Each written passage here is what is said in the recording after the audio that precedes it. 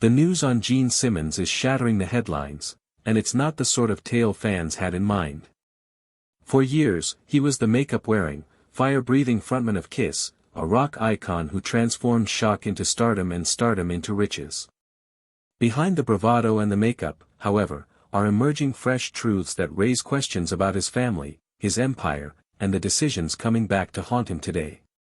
Is it scandal, redemption, or something that's in between? One thing is certain, the news gets louder than the music, and the truth continues to unfurl. Back then, before he became the demon, breathing fire during performances and spitting blood in front of screaming stadiums, Gene Simmons was simply Chaim Witz, a kid from Haifa, Israel, raised by a single mom who survived one of the darkest periods in human history. His start in life wasn't glamorous. It was characterized by poverty, trauma, and a determination never to be helpless again. If this kind of story touches your heart, if you're someone who cares about truth, responsibility, and speaking up for the voiceless, please like this video, subscribe to our channel and share it with someone who should hear it. Let's get started. That urgency would inform the character he eventually developed, one that was as much shield as it was spectacle. Simmons was born into a world still haunted by the Holocaust. His mother, Flora Klein, had escaped the concentration camps in Hungary, losing relatives to the Nazis before making her own escape and starting anew in Israel. She took that trauma with her, and though she did not talk much about what she went through, she said plenty through her silence and overprotectiveness. Chaim was raised in a world where survival was not something learned abstractly but something honed on a daily basis. By the mid-1950s, his parents were divorced. His father remained in Israel while Flora brought up Chaim by herself, laboring long days in factories. Sometimes his only sustenance was milk and bread. The kid who would one day be commanding arenas was, at the time, just another hungry kid scrounging by. He even fashioned his own winter jacket from an army blanket, an image far removed from the leather-wrapped rock god he later became. But adversity has a way of shaping ambition. Chaim escaped into comic books, specifically American ones like Spider-Man and Superman. Even before he could read, he learned the panels, teaching himself one word at a time because he wanted to know what his heroes said. By age 7, he had mastered Hebrew, Hungarian, Turkish and was starting to string together English. It wasn't words alone. It was about change.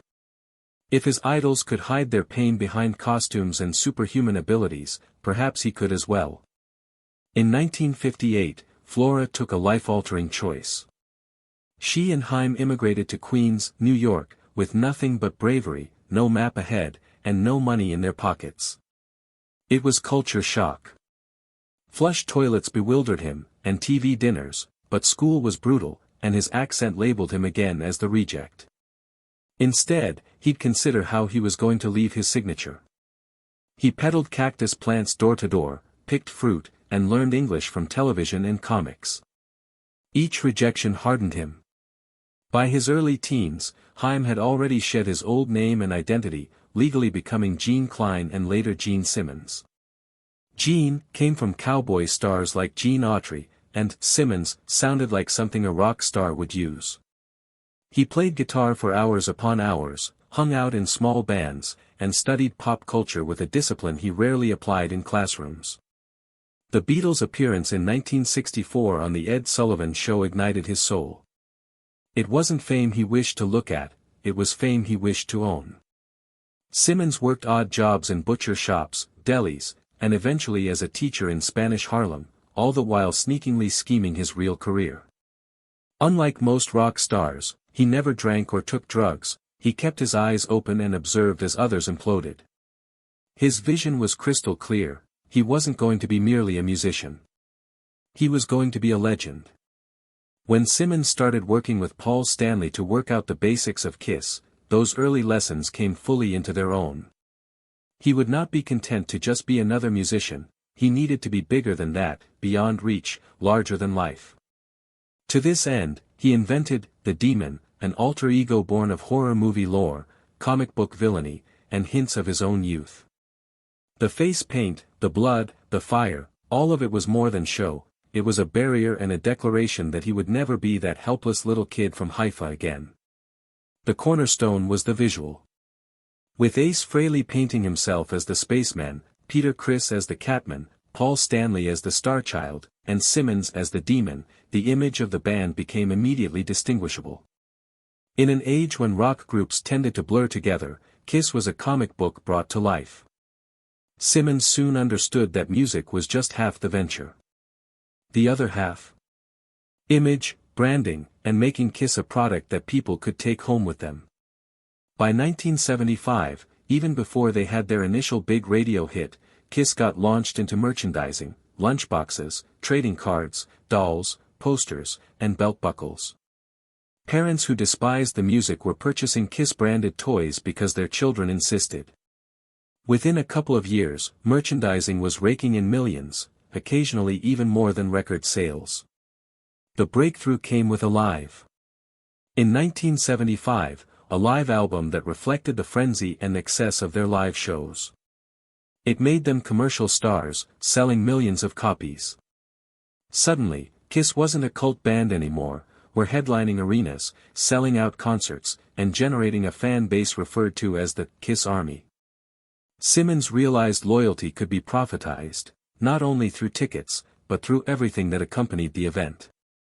By the late 1970s, Kiss had rolled out more than 100 licensed products, ranging from pinball games to Halloween costumes.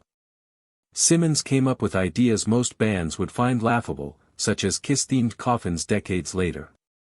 Critics sneered, calling him a sellout, but Simmons shrugged, being called a sellout means somebody's buying.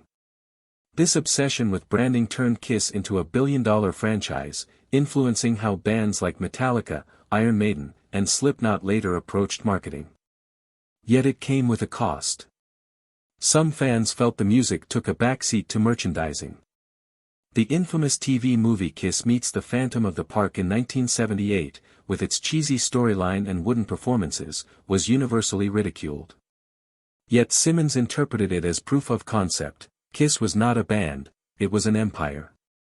For decades, Gene Simmons maintained the persona of the unapproachable rock god, the demon with thousands of conquests. Marriage and children were the antithesis of all that he represented. But life had other ideas. He met Shannon Tweed, a Playboy Playmate of the Year, in 1983.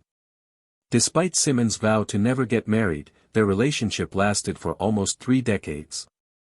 They had 2 children together, Nick, born 1989, and Sophie, born 1992. Simmons adored fatherhood, but his reluctance to settle down vexed Shannon, who tolerated his womanizing and caginess for years. The hypocrisy in Simmons' life became insurmountable with Gene Simmons' Family Jewels, which ran from 2006 to 2012. The reality series stripped away the armor, revealing Gene handling family dinners alongside rock tours.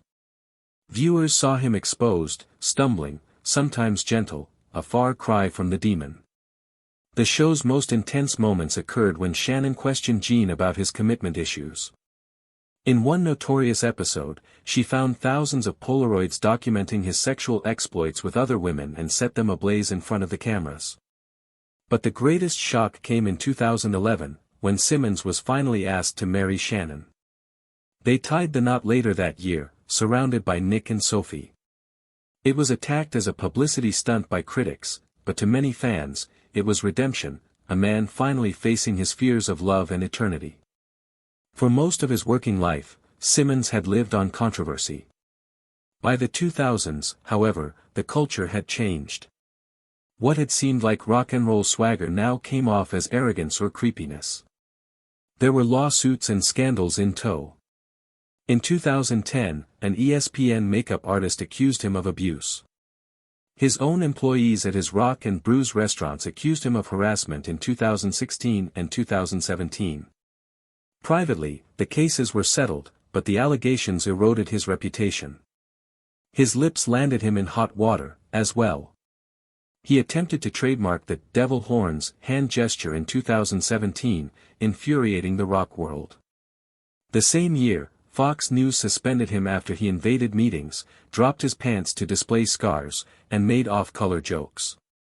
In 2024, he was criticized for remarks on Dancing with the Stars, in which he cracked that one of the female dancers had fogged up his glasses. Social media labeled him the creepy uncle of rock. He refused to apologize, instead doubling down and insisting that he meant what he said.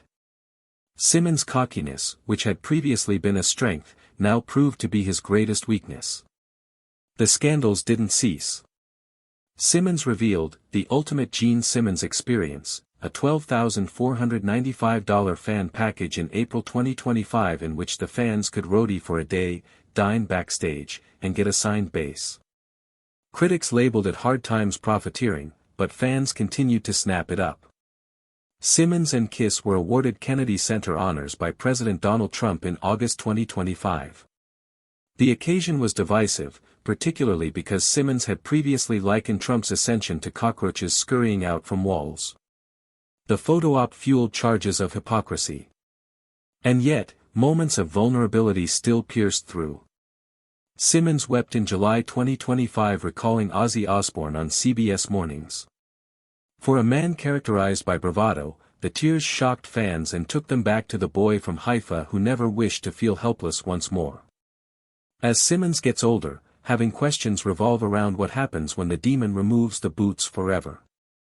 Nick attempted to forge his own career in comics but was sidetracked by allegations of plagiarism. Sophie turned to music and modeling and became vulnerable in ways her father never managed. Shannon is still the keeper behind the mayhem. But Simmons' best heir is perhaps the Kiss brand itself. With more than 5,000 licensed items and $1 billion in merchandise sales, Kiss ranks among the most successful music franchises ever. Simmons takes pride in that. Ideas live longer than music, he repeatedly says. For 5 decades, Gene Simmons made his life a spectacle. But when the lights go down, the question still lingers: what is left when the fireworks die?